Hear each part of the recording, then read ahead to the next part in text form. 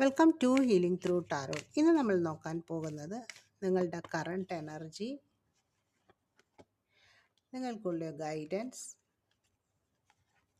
അതേപോലെ നിങ്ങൾക്കുള്ള ഔട്ട്കം എന്താണെന്ന് ചോദിച്ച് നമ്മൾ ഇനി ഒരു കാർഡ് കൊണ്ടെടുത്ത് നോക്കാം. ഇനി ഓരോ കാർഡും നമ്മൾക്ക് റിവീൽ ചെയ്ത് നോക്കാം എന്താണ് വന്നിരിക്കുന്നതെന്ന്. നിങ്ങളുടെ കറണ്ട് എനർജി ദ മൂൺ കാർഡാണ് വന്നിരിക്കുന്നത്. അടുത്തത് ക്യൂൻ ഓഫ് പെൻറ്റക്കിൾസ് ആണ് വന്നിരിക്കുന്നത്, നിങ്ങളുടെ ഗൈഡൻസ്.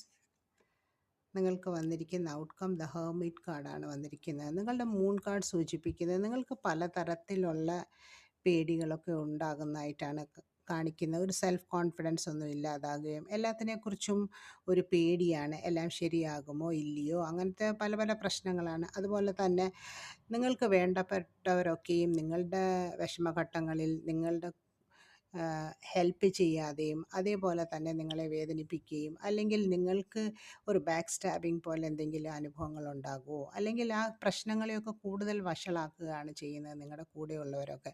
അതാണ് കറണ്ട് എനർജി കാണിക്കുന്നത്. അത് കാരണം നിങ്ങൾക്ക് ഒന്നിനെയൊന്നും ബാലൻസ് ചെയ്യാൻ പറ്റുന്നില്ല, വിഷമങ്ങൾ ഒരുപാട് ഉള്ളതായിട്ടാണ് കാണിക്കുന്നത്. നിങ്ങൾക്കുള്ള ഗൈഡൻസ് എന്ന് പറയുന്നത് എന്തൊക്കെ വന്നാലും നിങ്ങൾ വളരെ ഗ്രൗണ്ടഡ് ആയിട്ടിരിക്കാനാണ് പറയുന്നത്.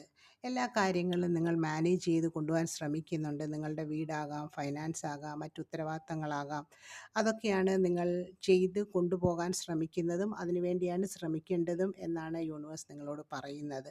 നിങ്ങളുടെ ഔട്ട്കം എന്ന് പറയുന്നത് ദ ഹെർമിറ്റ് കാർഡാണ് വന്നിരിക്കുന്നത്.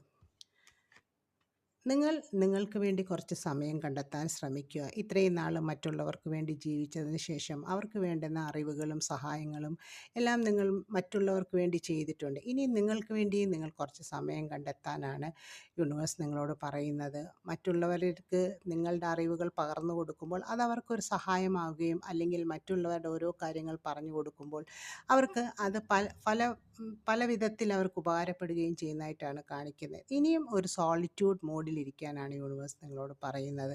കാരണം അങ്ങനെ ഇരിക്കുമ്പോൾ നിങ്ങളെ കുറിച്ച് കൂടുതൽ അറിയാൻ സാധിക്കുകയും അത് നിങ്ങൾക്ക് വളരെ മനസ്സമാധാനം തരികയും ചെയ്യുന്നതായിട്ടാണ് കാണിക്കുന്നത്. ഇത് റെസണേറ്റ് ആകുന്നവർ മാത്രം ലൈഫിലേക്ക് അട്രാക്റ്റ് ചെയ്യുക. Thank you for watching. Take care.